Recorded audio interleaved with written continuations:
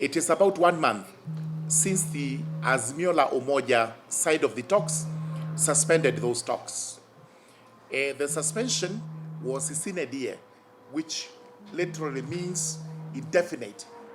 And going by that, a month has lapsed.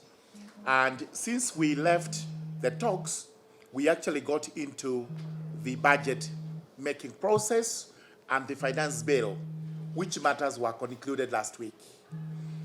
Those matters are now behind us, and in our view as the Kenya Kwanza bipartisan talks team, we should actually reconvene and continue with the talks.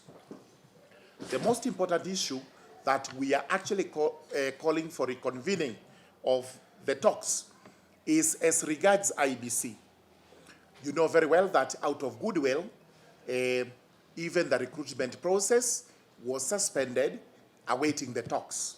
And this is the assurance we were trying to give to the other side, that as the talks went on, there would be no recruitment process being carried on. For the last 1 month, we have carried this through, but it is a high time we either agree to proceed to discuss IEBC in the bipartisan talks, or we allow the law to take its own course and process. This is because the country cannot be held to ransom as regards the recruitment of commissioners to IEBC.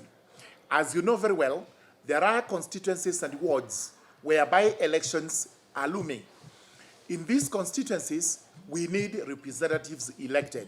And this is why we reiterate from our last conversation as joint talks that the issue of IEBC is of common importance, and it is mutual to all of us and needs to be given the priority it deserves. So for the first issue of IEBC, constitution and everything else that goes with IEBC, we will now invite the Azimio la Umoja bipartisan talks side of the talks to a meeting on Tuesday, the 4th of July, 2023. By this, I mean, as the co-chair, I will be communicating with my fellow co-chair, the Honorable Otiende Amolo, so that with consent of both sides, we can resume the talks on Tuesday, the 4th of July, 2023. Once the talks resume, we will now let the talks take their own course to conclusion or to whatever outcome those talks are likely to have.